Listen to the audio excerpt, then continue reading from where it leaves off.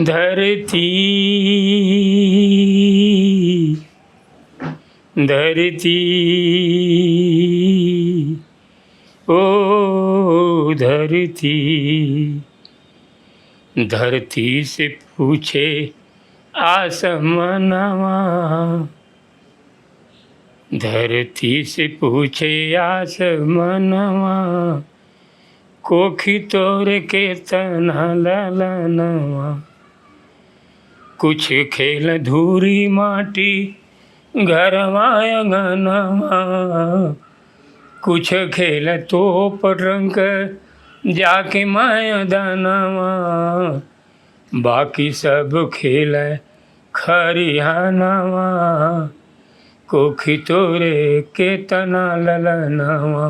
High school किसी तरह से किया, उसके बाद मोटर लाइन में चले गए, वहाँ जा कर के कंडक्टरी किया, कंडक्टरी के बाद ड्राइवर हो गए।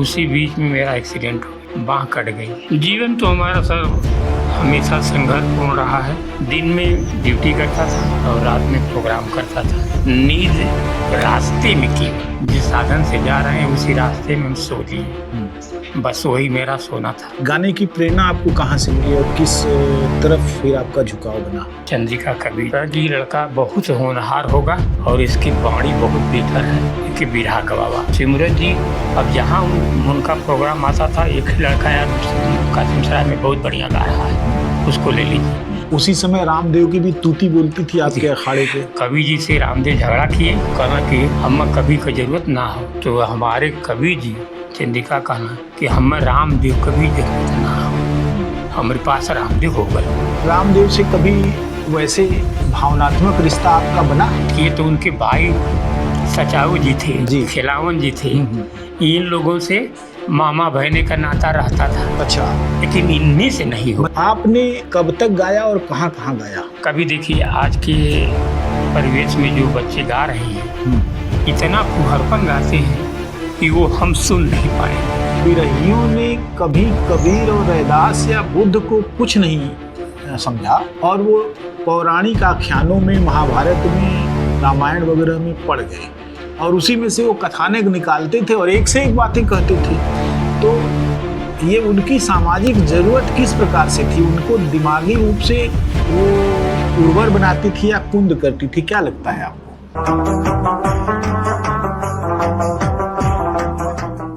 भोजपुरी बिरहा में कई ऐसे धुरंधर थे जो उल्कापात जैसे होता है, माने स्फटिक की तरह आते हैं और अपने उजाले से चारों तरफ आलोकित करते हैं और फिर वो गुम हो जाते हैं। लेकिन जितनी भी देर वे परिदृश्य में रहते हैं, उतनी ही देर की उनकी याद हमेशा के लिए स्थायी हो जाती है। बेशक इसमें उनके जीवन की परेशानियां और उनके जीवन के संघर्ष बड़ी भूमिका निभाते हैं। बिरहा की जब हम बात करते हैं और ख़ास तौर से बनारस के बिरहियों की बात करते हैं, तो रामदेव के बाद वाली पीढ़ी में एक चमकते हुए नक्षत्र का उदय हुआ जिसका नाम तिलकधारी यादव है।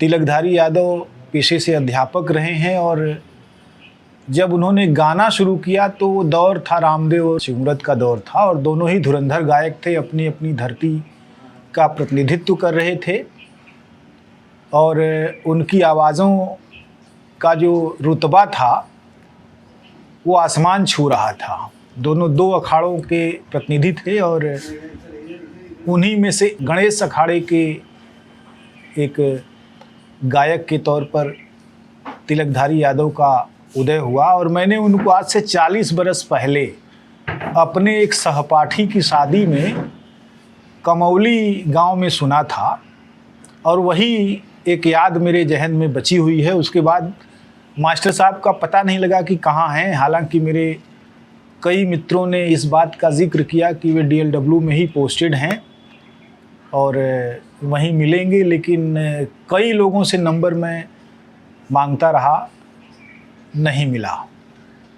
और 2 साल मैं कम से कम 2 ऐसे गायक हैं जिनकी स्मृति मेरे मन में बहुत गहरी थी। एक तो काशी पासी जो पिछले दिनों हमारे बीच से चले गए और दूसरे तिलकधारी यादव मास्टर साहब, जिनकी खोज मैं 2 साल से करता रहा, क्योंकि मेरी स्मृति में उनका वही एक गाना, और वो गाना भी क्या था, उसकी एक धुन मुझे अभी भी याद है कि किस तरीके से झूमते हुए उन्होंने गाया था कि तोरे पिछवरवा एक छिछली गढ़ैया महाराजवा रे, फुलवा फूलला कचनार महाराजवा रे, अब फुलवा लोढ़न गईली तोहरी बहिनिया महाराजवा रे, लेके भागल बड़का हुड़ार महाराजवा रे, ऐसे कुछ था। और वो बहुत अद्भुत किस्म का था। मुझे लगता था उस समय, तो मैं ज़्यादा बिरहा नहीं समझता था, बस भावुक था, लेकिन मुझे लगा कि रामदेव का पंडितित्व करने वाला एक व्यक्ति अब इस जगह पर है। दुर्भाग्य से रामदेव जी चले गए और तिलकधारी मास्टर साहब भी अपनी पारी बहुत लंबी नहीं कर पाए, और उसके बाद तो बहुत छोटे गायकों का उदय हुआ जिन्होंने अपनी दावेदारियों से ही पूरे बिरहा जगत को भरभस्ट कर दिया एक तरह से। लेकिन मुझे लगता है कि बिरहा का इतिहास उन सारे लोगों से मिलकर बनता है जो समय समय पर आए, अपनी गायकी से उन्होंने छाप छोड़ी और अपनी परेशानियों से लड़ते हुए जीवन संघर्ष में लगे हुए हैं।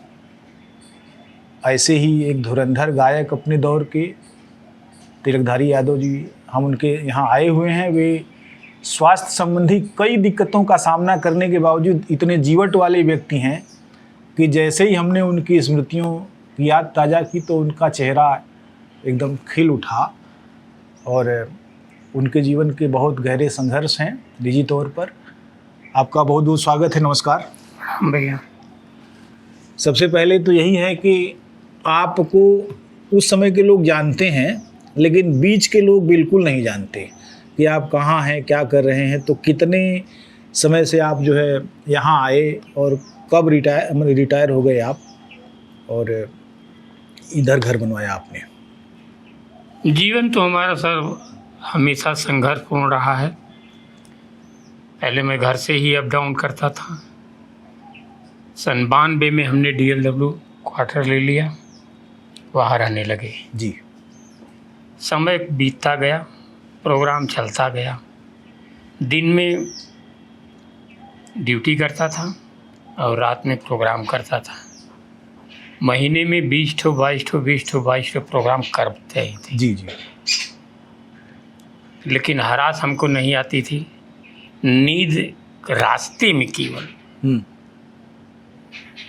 जिस साधन से जा रहे हैं उसी रास्ते में हम सो लिए, बस वही मेरा सोना था। वह आपने बताया कि संघर्ष आपने जीवन भर किया, तो सबसे पहले तो हम आपके थोड़ा जीवन के एकदम पूर्ववर्ती हिस्से में चलते हैं, यानी आपके गांव की तरफ और आपके बचपन की तरफ। आपका जन्म कहाँ हुआ, कब हुआ? मेरा जन्म हुआ है अजाव गांव में। अच्छा। चौबेपुर के पास में जी जी। अजाव है, वहीं मेरा जन्म स्थान है। मैं वहीं जन्म लिया। कब जन्मे आप?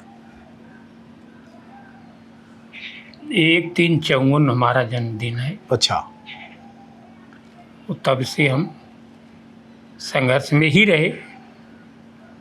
हाई स्कूल किसी तरह से किया, उसके बाद मोटर लाइन में चले गए। अच्छा। वहाँ जा कर के कंडक्टरी किया, कंडक्टरी के बाद ड्राइवर हो गए। उसी बीच में मेरा एक्सीडेंट हो गया जी। बाँह कट गई। मैं बाएं हाथ से ही लिखना शुरू किया। प्रैक्टिस होने के बाद फिर हमने इंटर किया जी। इंटर के बाद फिर BA किया, BA के बाद MA किया, MA के बाद MA किया। उसी बीच में हमने ट्रेनिंग कर लिया मास्टरी का जी। DLW में वांट निकला था 6 सीट के लिए जी। हम अप्लाई किए और रिटन हुआ, निकल गए, वाइवा हुआ, पास हो गए, नियुक्ति हो गई वहाँ पर जी। DLW में। मैं वहीं DLW से ही रेलवे में ड्यूटी किया और वहीं से रिटायर हुए। तो ये एक पूरी मैंने नौकरी की आपने जी। BRS नहीं लिया आपने, है ना? ये गाने की जो शुरुआत हुई, गाने की प्रेरणा आपको कहाँ से मिली और किस तरफ फिर आपका झुकाव बना? गाने की प्रेरणा सर हमारी इंटर में हुई। अच्छा। जब इंटर कर लिए थे उसी समय ट्रेनिंग थी बीटीसी की। तो 1 घंटा सत्संग का क्लास चलता था वहाँ। अच्छा। वहाँ पर ये होता था कि आपको जो आता है कुछ आप लोग कह कर के, भाषण दे करके या कुछ कविता कह कर के सुनाइए। हमारी इच्छा वहीं से जगी जी। उसी 1 घंटा प्रेरणा में हमने गाना शुरू कर दिया। और वो अभ्यास को डालते गए संपर्क हुआ हमारे चंद्रिका कवि जी। अच्छा। क्योंकि हमारा जब एक्सीडेंट हुआ था उस समय हॉस्पिटल में चंद्रिका कवि देखने आए थे। अच्छा। और देखने के उपरांत में उन्होंने कहा कि मेरे गांव आइए। तो मैं जब ट्रेनिंग कर लिया तो उसके बाद उनके गांव पर गए। गांव पर जाने के बाद उन्होंने हमसे कविता सुना। अच्छा, आप कविता लिखते थे? नहीं, लिखते तो नहीं थे। अच्छा। कुछ थोड़ा बहुत लिख लेते थे जी। ऐसी बात नहीं थी कि नहीं लिख पाते थे, लिखते थे थोड़ा बहुत। वही लिखा हुआ हमने कवि जी को सुनाया। अच्छा।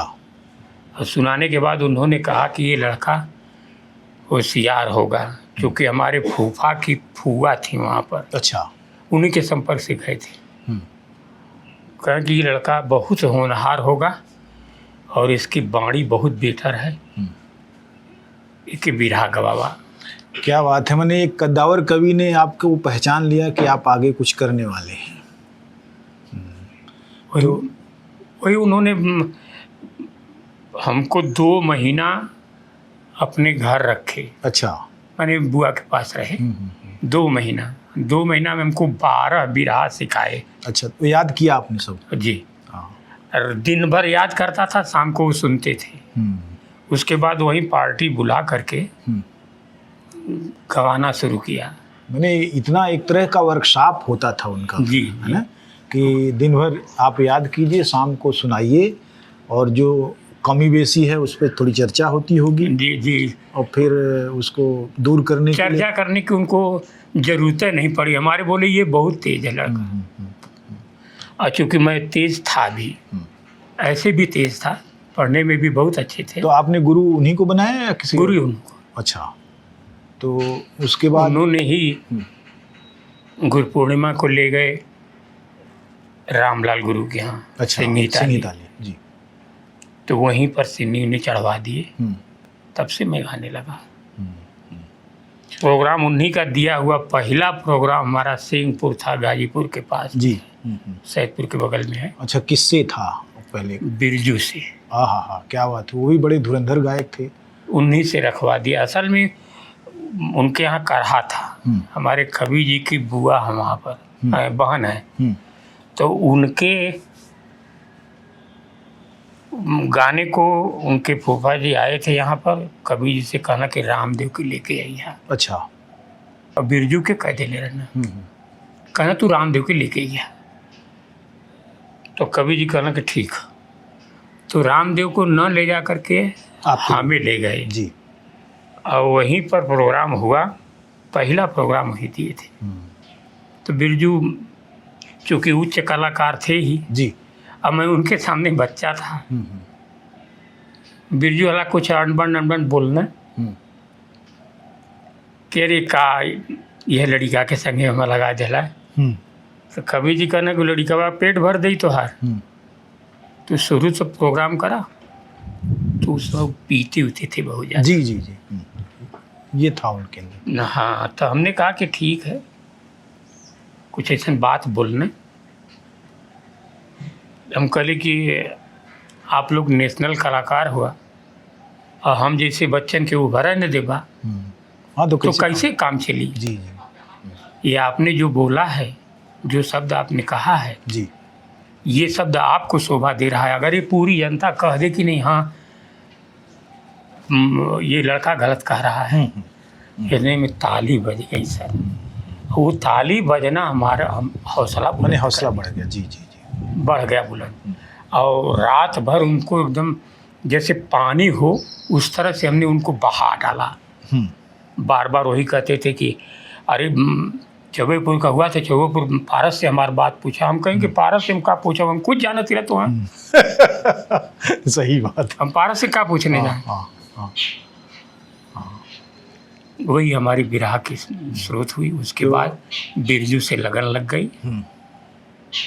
तो बिरजू उनके यहाँ प्रोग्राम करने वाले जाते थे तो एक हमको ले लेते थे, क्योंकि हमारी पार्टी वहीं गाजीपुर ही मैंने बनी थी। देखा कलाकारों में और साणों में एक साम्यता ये होती है कि साण पहले जो है आपस में लड़ते हैं और एक दूसरे को एकदम पटक देने के लिए आतुर होते हैं, और जब वो नहीं पटक पाते तो बहुत अच्छे दोस्त हो जाते हैं।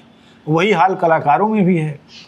कलाकार जब देखते हैं कि मेरे जोड़ का आदमी मिल गया है तो उनको भी चाहिए एक राजदार भी चाहिए, अरे एक 15 हमराज 20 चाहिए। सर 15-20 प्रोग्राम बिरजू हमसे किए। जी। उसके बाद राम कुमार थे देवकली के, विश्वकर्मा, तो हमारे साथ में ही साथी थे। बसंत कॉलेज में उन्होंने डिप्लोमा किया था। जी। वो विश्वकर्मा पूजा को प्रोग्राम रखे, तो हमको जानते थे, कहा कि एक ठो ये रहेंगे और एक ठो सिमरत जी रहेंगे, बगल के हैं। तो हमारा सिमरत जी का प्रोग्राम वही देवकली में हुआ विश्वकर्मा पूजा को। जी। वही सिमरत जी से हमारी दोस्ती एक तरह से बन गई। तो वहीं कासिम सराय भीतरी के बगल में कासिम सराय, वहीं हमारी पार्टी थी। मैंने शुरुआत में वहीं से पार्टी बनाया था, वहीं गाना शुरू किया था। और सिमरत जी अब जहाँ उनका प्रोग्राम आता था, एक ही लड़का यार कासिम सराय में बहुत बढ़िया गा रहा है, उसको ले लीजिए। ऐसे ऐसे करके उन्होंने अपने साथ हमको पूरा गाजीपुर, बलिया, छपरा, बिहार, गोरखपुर, मऊ, माने जितना उधर का प्रोग्राम था सब सिमरत जी अपने साथ हमको लेकर के कराए। वो प्रचार करा दिए। ये 80 के पहले का दौर रहा। ये 80 के पहले का दौर था। उसी समय रामदेव की भी तूती बोलती थी आपके अखाड़े पे। उसी में तो रामदेव से 3 बार प्रोग्राम हमारा हुआ। अच्छा। हमारा खुद एक ही गुरु के चेला और एक ही जगह। उसी समय कवि जी से रामदेव झगड़ा किए। झगड़ा करने के बाद तो तिरगावा कवि जी को ले लिए, राम नरेश जी को ले लिए और कहना कि हम कवि को जरूरत ना हो। तो हमारे कवि जी चंदिका कहना कि हम रामदेव को भी जरूरत ना हो, हमारे पास रामदेव हो गल। इस बात को ले करके चानिया में प्रोग्राम हुआ, तिरगामा में खुदे प्रोग्राम हुआ जी सिमरत जी से, भटौली प्रोग्राम हुआ सिमरत जी से, और हर जगह प्रोग्राम तूफान करके गए। अंतिम प्रोग्राम वहाँ पड़ा था जमनिया में। वो जमनिया में रामदेव जी हमको सोचे कि उखाड़ कर फेंक दें। हम कहें कि तोहरे बस का ना, मामा हमारा लगा था ना, हमारे चाचा के साले थे।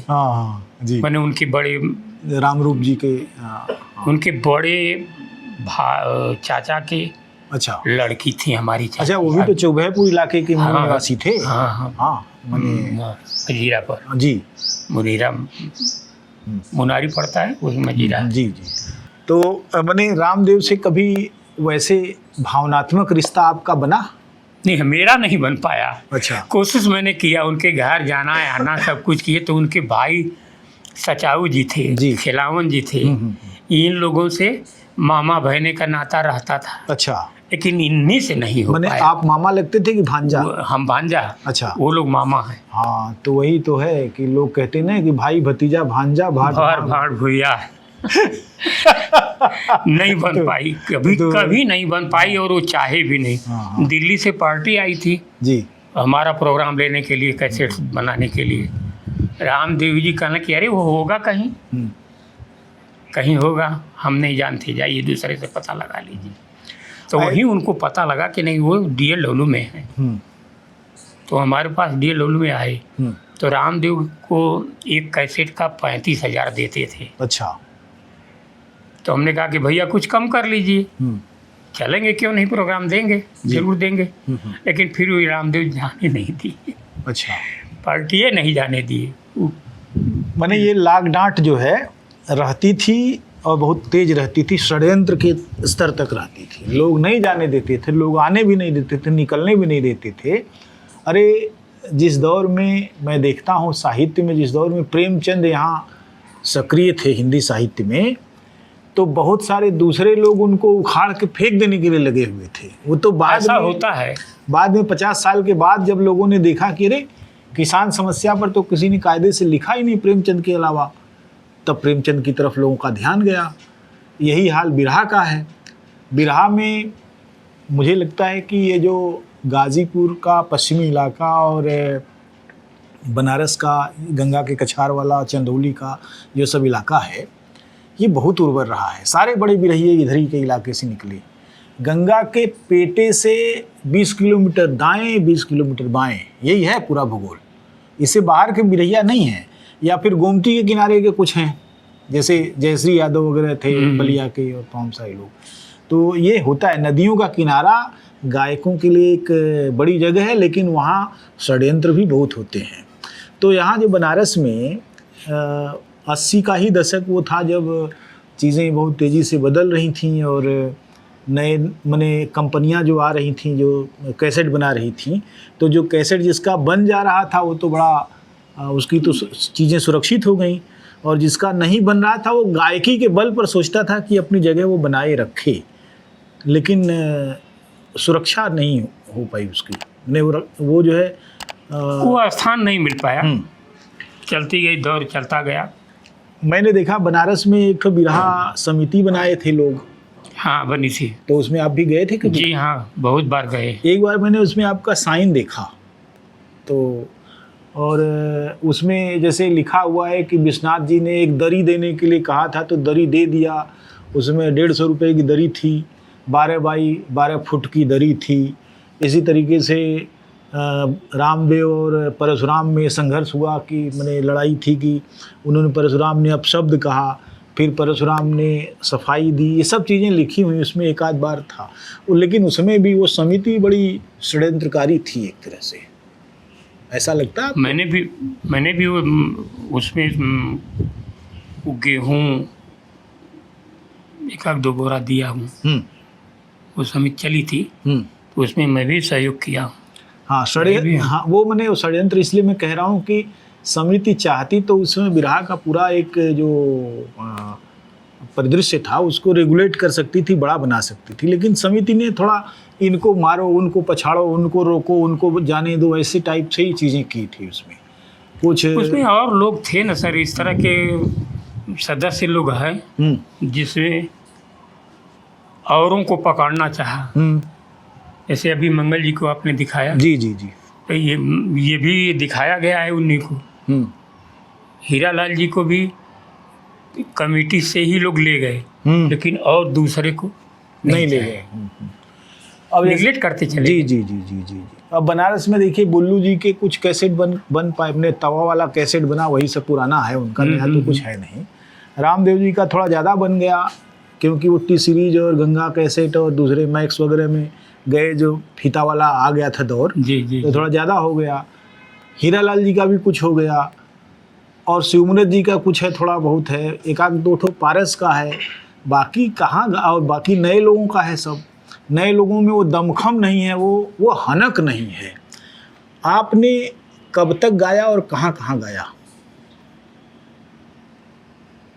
गाने के लिए तो सब बिहार से ले करके पूरा इधर मिर्ज़ापुर, इलाहाबाद, जौनपुर, आजमगढ़, बलिया, छपरा, गोरखपुर, गाजीपुर में तो बहुत ही किया हूँ। बनारस में बहुत किए।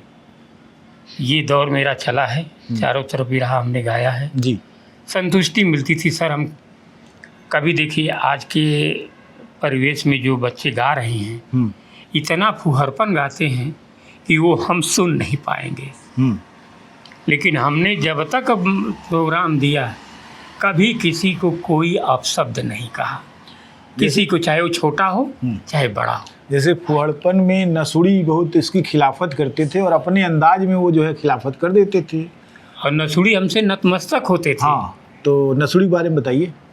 नसुड़ी सर, अब हर जगह मैंने जहाँ जहाँ प्रोग्राम, नसुड़ी से कम 150 प्रोग्राम गाए होंगे सर जी, इससे कम नहीं। 150 प्रोग्राम गाए, तो उसमें एक ही शब्द आता था नसुड़ी। उल्टा सीधा जो भी बोलते चले जाते थे, हम सब सुनते जाते थे। बस यही खड़ा होकर के यही कहता था कि एक बार मैंने नसुड़ी के घर गया, व्यंग तरह से बोले, इनके घर गया था बुलाने के लिए, तो मच्छरदानी लगी हुई थी, बढ़िया ढंग का बिस्तर लगा हुआ था। बोल रहे हैं कि नसुड़ी भैया, तो बोले कि आवा यार, हम हिला था वही हिला।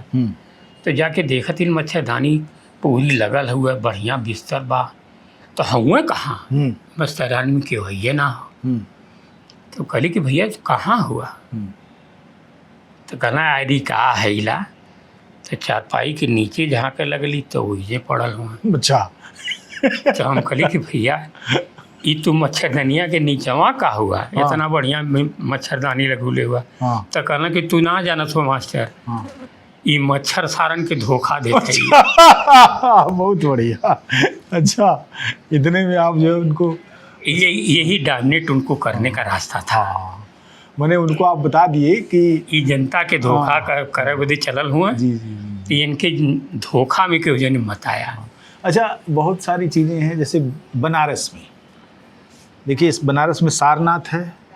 सारनाथ के बाद जो है बनारस में सारनाथ के पहले राजघाट का जो वो पुरातत्व वाला मामला है, वहाँ जो शिव का और वो क्या बोलते हैं दिवोदास वाला जो प्रकरण है, जब शिव को भगा दिया यहाँ से, लिंग रख लिया, और उसके बाद ये सारनाथ आया, गोवर्धन पूजा वहाँ होती है। तो सारनाथ में जो है, सारनाथ में बुद्ध आए, बुद्ध ने प्रतीति समुत्पाद की बात कही कि जो भी चीज़ दिखती है उसके पीछे कारण है। और फिर उसके बाद बुद्ध के 2000 साल के बाद कबीर और रैदास हुए, लेकिन बिरहियों ने कभी कबीर और रैदास या बुद्ध को कुछ नहीं समझा, और वो पौराणिक आख्यानों में, महाभारत में, रामायण वगैरह में पड़ गए, और उसी में से वो कथानक निकालते थे और एक से एक बातें कहते थे। तो ये उनकी सामाजिक ज़रूरत किस प्रकार से थी, उनको दिमागी रूप से वो उर्वर बनाती थी या कुंद करती थी, क्या लगता है आपको? एक तरह से बढ़ावा ही था, उर्वरक समझिए। नहीं, जैसे ब्राह्मणवाद को बढ़ावा था या तर्कशीलता को? नहीं सर, तर्कशीलता ही मान करके चलें, इसलिए कि किसी जाति व्यक्ति के रूप में वो इस तरह की प्रेरणा नहीं थी। नहीं, जैसे मेरा कहने का मतलब ये है कि कबीर जाति पाति और दूसरी चीज़ों के विरुद्ध थे, कबीर ब्राह्मणवाद की श्रेष्ठता के विरुद्ध थे, पाणे बूझ पियहु तुम पानी है, और बताते थे पानी में क्या क्या है, पूरी सृष्टि है, पूरी गंदगी है, पूरा चराचर सब कुछ है उसी में, यानी उसकी शुद्धता की तुम बात कर रहे हो, अपनी शुद्धता की बात कर रहे हो, लेकिन अशुद्ध पानी पी रहे हो जो पूरा प्राकृतिक स्रोत से आ रहा है। तो कबीर इस लेवल पर चिंतन के आधार पर पहुंचते थे और उसको बिल्कुल धराशायी कर देते थे। जैसे आपने बताया कि आप नसुड़ी को हमेशा जो है ऐसे करते थे, मैं नसुड़ी की महत्ता या नसुड़ी की जो कमजोरी है उसकी तरफ नहीं इशारा, मैं केवल उस लोकप्रिय आख्यान की बात कर रहा हूँ। आज भी देखिए, जैसे पूरा बिरहा जगत जो है, जैसे आपने अभी कहा कि बहुत गंदगी फैल गई है, अश्लीलता इतनी फैल गई है कि आप उसको सुनना पसंद नहीं करते हैं, तमाम सारे लोगों को ये शिकायत है। अभी मैं बता रहा हूँ, लाइब्रेरियाँ स्थापित करने का काम अभी मैंने शुरू किया। लोग कहते हैं कौन पढ़ेगा, लोग पढ़ना चाहते हैं कि रोज़गार कहाँ से मिलेगा। तो ये जब मैंने सुना तो मुझे लगा कि जब लोगों को रोज़गार की इतनी चिंता है तो अश्लील गाने उनको कौन दे रहा है और वो कौन व्यक्ति हैं जो उसको सुन रहे हैं। मैं इस आधार पर पूछ रहा हूँ कि कबीर को नहीं गाया लेकिन पुराणों को गा दिया। पुराणों में बहुत से किस्से हैं, एक समय था चला, आपके अखाड़े में भी चला, पत्तू अखाड़े में भी चला, और रमन अखाड़े में तो एकदम उसकी मास्टरी उसकी है। तो वो थोड़ा इधर क्यों नहीं आई? सरजू का अखाड़ा जिसमें नसुड़ी थे उसमें थोड़ी तर्कशीलता थी, बहुत ज़्यादा रही हो ऐसा नहीं मैं कह रहा हूँ, लेकिन थोड़ी थी। तो ऐसा क्यों नहीं हुआ? आप जैसे आपकी आवाज़ में अगर कबीर की वाणी मिलती तो और भी बहुत कुछ होता ना, क्योंकि उस समय तो आप एकदम अगिया बैताल थे पूरे। मैं अपने को यही समझता था सर कि जो भी हो अश्लील नहीं गाना गाएंगे, शुद्ध ढंग का गाना गाएंगे ताकि लोग हमें कहेंगे कि नहीं वो मास्टर हैं। तो एक तो उपाधि हमारी वो थी, दूसरी ये गायकी में। तो ऐसा अपने को समन्वय दिया कि कोई कह न सके, उल्टा न बोल सके हमारे प्रति। जी जी। ये सोच करके हमने सर गाया। अच्छा, ये बताइए मुझे कि आपने केवल चंद्रिका जी का लिखा गाना गाया या और जी, कवियों का? केवल चंद्रिका कवि। अच्छा, तो उसमें ज़्यादातर चंद्रिका जी तो चंद्रिका के मरने के बाद तो रामा कवि को गाए। अच्छा, चंद्रिका जी तो ज़्यादातर मध्यकाल के जो बिरहे थे, हाँ जी, है ना? तो मध्यकाल को तो मैं मानता हूँ कि वो बिरहा का स्वर्णिम काल इसलिए भी था कि उसके सारे पात्र हमारे जैसे लगते थे, हमारी तरह उनकी भावनाएं थी, हमारी तरह प्रेम की उत्कंठा थी, हमारी तरह वो बेहोश हो जाते थे, हमारी तरह वो उदास हो जाते थे, हमारी तरह वो कायर थे या हमारी तरह वीर थे। मैंने इस तरह की जो आदमियत थी वो चंद्रिका के बिरहे के जरिए से वो बिरहा जगत में आया, ऐसा मुझे लगता है। और मैं इसको आया सर कि मैं वही सोच करके सबका गाना हमने देख लिया था, सुन लिया था, लेकिन इनका गाना जो है हमको बहुत बेटर लगा। हम अपने एजुकेशन के साथ साथ मैंने सोचा कि हमारे लिए ये जी ठीक रहेगा, बस वहीं शुरू कर दिए। जी। तो कितने गाने सब गाए होंगे आपने? अब गिनती तो नहीं है फिर सर। भी मैंने 150-200 तो गाने आपने चंद्रिका के लिखे गाए ही होंगे। हाँ हाँ, करीब करीब। एक भी रिकॉर्डिंग नहीं हुई कहीं? कहीं नहीं हुई। दुर्घटनावशात कोई आपकी आवाज़ कहीं बची हो उस समय की? क्योंकि मेरे जहन में तो बची हुई है, लेकिन अब जहन से मैं कैसे निकालूं? आपने कब से गाना छोड़ दिया? गाना तो छोड़े सर करीब करीब 16-17 में छोड़ दिया। रिटायर कब हुए आप? 14 फरवरी को हम रिटायर हुए। 14 में? अच्छा। फरवरी में रिटायर हुए थे। अच्छा, 2014 में ना? उसके बाद 2 साल के बाद आपने छोड़ दिया। ये मैंने शारीरिक दिक्कतों की वजह से या ऐसे कुछ? शारीरिक दिक्कतों से। जिस दिन हम रिटायर हुए सर जी, तो अपने रिटायरमेंट में हमने गाना गाया था, यही अपने दरवाजे पर ही गाया था जी। उसके बाद सुबह से हमको लगा ना कि पता नहीं क्या हो रहा है। अच्छा। कुछ अजीब टाइप का, हम कहीं कुछ गड़बड़ हो तो का दूँ। फिर कहीं कहीं इसके बीच में चले जाते थे, जैसे किसी पर्व में पहुंच गए तो वहाँ लोग गवा देते थे तो एक आध गाना गा देते थे। ये चला। उसके बाद सन 18 से हार्ट पेशेंट हुए। अच्छा। और वहीं से एकदम जी जी जी जी। आर्टरी भी टूट गई। तो इस तरीके से एक तरह से आपने धीरे धीरे मान लिया कि अब उतनी ही पारी थी। अभी जो लगता है आपको वो कैसा लगता है? पुराने ज़माने को याद करते हैं तो? नहीं अच्छा लगता सर। अब तो जैसे जीवन से ही उब गए हैं। ये होता है कि प्रभु कब पूछ लें, तकलीफ़ होती है सब। देखिए चलना फिरना दूभर हो गया है जी। अभी ये परेशानियों को लेकर के हम चल नहीं पाते, कहीं जा नहीं पाते, किसी साथी के यहाँ नहीं जा पाते, अपने घर नहीं जा पाते सर। बहुत दूर घर नहीं है, फिर भी नहीं जा पाते हैं इसलिए कि वहाँ ये लैट्रिन वैट्रिन की व्यवस्था जी जी जी उस तरह की नहीं है। वो प्लेन है तो हम प्लेन पर बैठ नहीं पाएंगे, तो हमको कमोड चाहिए। जी जी। आपके परिवार में अभी जो बच्चे लोग हैं आपके क्या क्या कर रहे हैं वो सब? सबसे बड़ा वाला लड़का इंजीनियर है। अच्छा। उससे छोटा डॉक्टर है, उससे छोटा मास्टर है, और ये सबसे छोटे हैं। ये अभी कुछ नहीं करते, घर पे ही हैं। किसानी करने के लिए ही जाते हैं। जी। तो ये 4 बेटे हमारे हैं, 2 बेटियां हैं। अच्छा, तो सब लोगों की शादी वादी कर दिया? इन्हीं की रह गई। अच्छा, बहुत अच्छी बात है। ये करना ही नहीं चाहते, नहीं इनकी भी हो गई। ठीक है, ये अपने पैर पर खड़े होंगे तो करेंगे, क्योंकि अभी जान रहे हैं कि जब परिवार बढ़ता है तो पैसा भी लगता है, ज़रूरी है। तो बहुत अच्छी बात है, आपने समय दिया हमको, अपनी चीज़ों को याद किया आपने।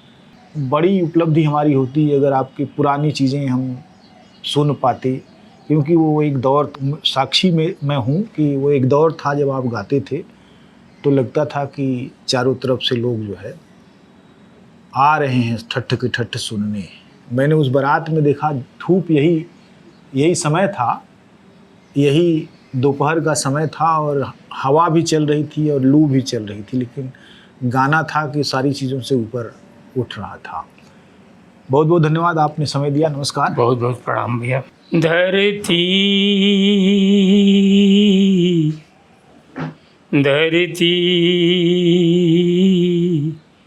ओ धरती, धरती से पूछे आसमानवा, धरती से पूछे आसमानवा, कोखी तोर के तना ललनवा। कुछ खेल धूरी माटी घरवा अंगनवा, कुछ खेल तोप रंग जाके मैदानवा, बाकी सब खेल खरिहानवा, कोखी तोरे के तना ललनवा। धरती से पूछे आसमानवा, कोखी तोरे के तना ललनवा। दुई चार रह तो मैया गनी तो अगुरिया, एक पठई तो ना तोहरी दुअरिया, मगतन न तो हसे सरनवा, कोखी तोरे के तना ललनवा। धरती से पूछे आसमानवा, कोखी तोरे के तना ललनवा।